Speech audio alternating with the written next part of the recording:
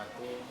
Saya Musmudin Gunawan, anggota KPU Divisi Sosialisasi dan Partisipasi Masyarakat, mengucapkan terima kasih kepada kelompok penyelenggara pemungutan suara atau KPPS yang ada di tingkat TPS. Mereka telah melaksanakan tugas dengan baik, aman dan lancar, dan alhamdulillah saat ini kami sedang melaksanakan rapat rekapitulasi di tingkat kabupaten. Harapan kami kegiatan yang dilaksanakan ini berjalan aman, lancar dan terkendali.